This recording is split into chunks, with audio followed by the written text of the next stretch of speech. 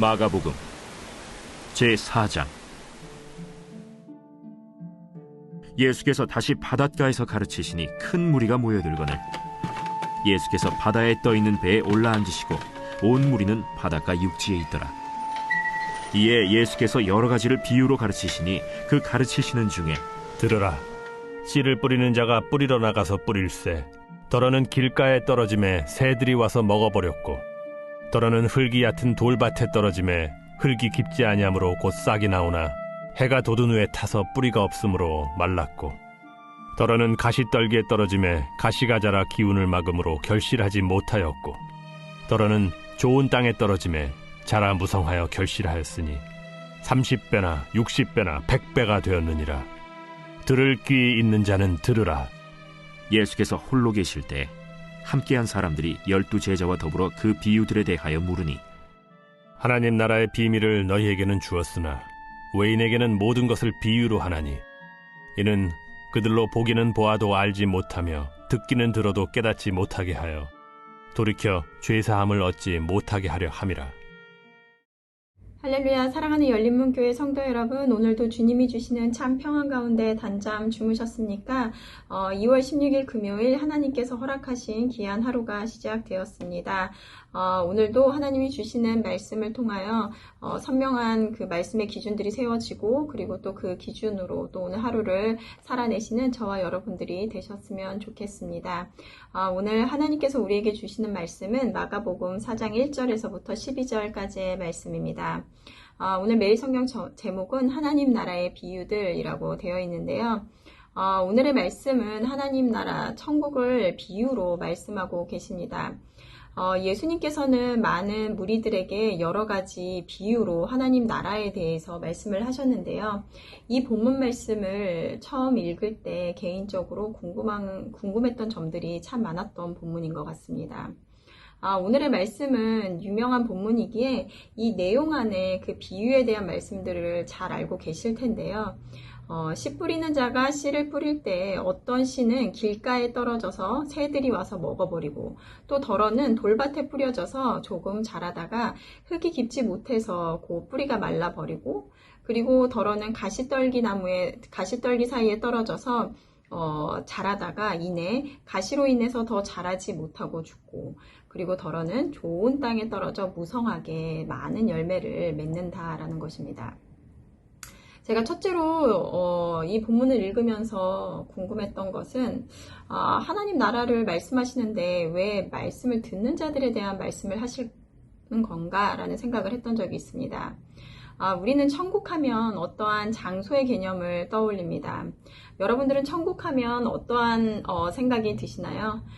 우리가 죽어서 가게 되는 하나님의 나라, 아픔과 슬픔이 없는 곳, 아니면 우리가 그림에서 보는 것처럼 정말 온통 금과 은과 그리고 온갖 보화들로 장식되어 있는 화려한 그러한 여러 모양의 천국들을 생각하실 텐데요.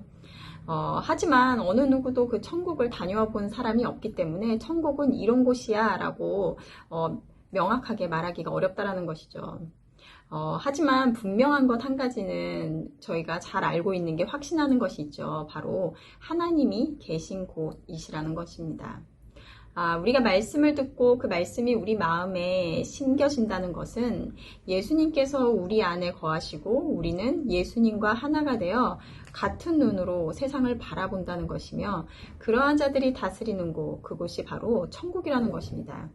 그러기에 천국은 우리가 앞으로 도래하는 곳이기도 하지만 그와 같은 자들에게는 이미 이곳 가운데 이루어진 나라인 것이죠. 그런데 예수님께서는 하나님 나라의 비밀을 왜 비유로 설명하셨을까요? 우리가 어떨 때 비유를 사용을 하나요? 저는 아이들에게 설교를 하기에 비유를 들어 설명할 때가 많은데요. 왜냐하면 아이들이 이해하기 어려운 말씀의 내용들을 아이들이 좀 더 쉽고 잘 이해할 수 있게 하기 위해서 비유를 사용합니다. 그럴 때는 아이들이 친숙하고 아이들이 잘 알고 있는 개념들을 비교해가면서 비유를 들어서 말씀을 전해주는데요. 그러면 아이들이 라고 하며 고개를 끄덕거립니다. 예수님이 설명하시는 것은 하늘의 것, 그리고 영적인 것입니다. 우리가 경험해보지도 그리고 또 접해보지도 않은 것이기 때문에 우리가 이해하는 것은 어렵다라는 것을 잘 알고 계셨겠죠. 저는 가끔 이런 생각을 해보는데요. 우리가 살고 있는 이 눈에 보이는 세상도 우리가 다 알기 어려운데 심지어는 이 지구만 떠나도 이 우주라는 곳은 우리 인간이 다 알 수 없는데 이 세상을 지은 하나님을 어떻게 알 수 있을까? 그리고 하나님의 나라를 우리가 어떻게 온전히 알 수 있을까라는 생각을 합니다. 그러기에 하나님의 나라라는 개념은 우리가 알기 어려운 곳이기에 우리가 최대한 이해할 수 있는 언어로 예수님께서는 우리에게 말씀을 하여 주신 것인데요. 그런데 그 듣는 반응이 다 다르다는 것입니다. 같은 말씀, 동일한 비유를 들려주시지만 어떤 이들에게는 그것이 감추어진 말씀이고 또 어떤 이들에게는 쉽고 깨닫게 되더라는 것입니다. 그런데 오늘 10절에서 12절 말씀을 보면 예수께서 홀로 계실 때 함께한 사람이 12제자와 더불어 그 비유에 대하여 물으니 이르시되 하나님 나라의 비밀을 너희에게는 주었으나 외인에게는 모든 것을 비유로 하나니 이는 그들로 보기는 보아도 알지 못하며 듣기는 들어도 깨닫지 못하게 하여 돌이켜 죄사함을 얻지 못하게 하려 함이라 하시고 씨 뿌리는 자의 비유를 듣고 너희에게는 주었으나 외인에게는 보아도 알지 못하며 듣기는 들어도 깨닫게 하지 못하게 하여 죄사함을 받지 못하게 하려 한다라고 말씀하십니다. 이 말씀을 읽을 때 이런 생각을 했습니다. 아니 그러면 비유를 들어서 하나님 나라의 비밀을 알지 못하게 하려고 일부러 말씀하신 것인가? 그러면 그 사람들은 억울한 것 아니야? 라는 생각을 했던 적이 있습니다. 그 사람들에게는 감추어졌으니 못 깨달은 것인데 왜 그 사람들이 그렇게 되면 그것은 불공평한 거 아니야? 라고 생각을 했는데요. 하나님 나라의 비밀, 말 그대로 비밀을 모두가 알고 있다면 비밀이 아니겠죠. 하나님께서는 그 택하신 자들에게 하나님 나라의 은밀한 비밀들을 깨닫게 하셨습니다. 그것은 완전한 하나님의 절대 주권에 속하는 것인데요. 그 말은 우리의 노력과 그리고 우리의 행위와 그리고 우리의 열심으로는 구원을, 복음의 비밀을 알 수가 없는 것이며 그러기에 그것은 온전히 100% 하나님의 은혜에 의한 것이라는 것입니다.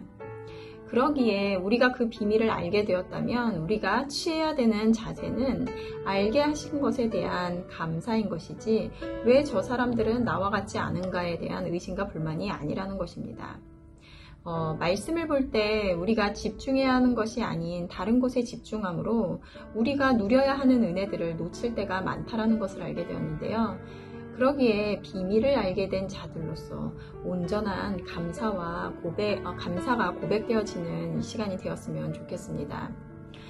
또 다른 관점으로는 성경은 하나님의 관점과 그리고 또 우리의 관점에서 이해하는 것이 필요한데 11절 말씀을 보면 하나님 나라의 비밀을 너희에게 주었으나 그리고 그 외인에게는 감추어져 있다라는 것에서 너희라는 것은 바로 말씀을 주의 깊게 듣는 자들을 말하는 것이며 외인이라는 것은 마음이 완악하여 들으려 하지 않는 자들을 말씀하신다라는 것입니다. 우리 동일한 말씀을 마태복음에서는 이렇게 말씀하고 계시는데요. 너희가 듣기는 들어도 깨닫지 못할 것이요 보기는 보아도 알지 못하리라. 이 백성들의 마음이 완악하여져서 그 귀는 듣기에는 둔하고 눈은 감았으니 이는 눈으로 보고 귀로 듣고 마음으로 깨달아 돌이켜 내게 고침을 받을까 두려워함이라 하였느니라.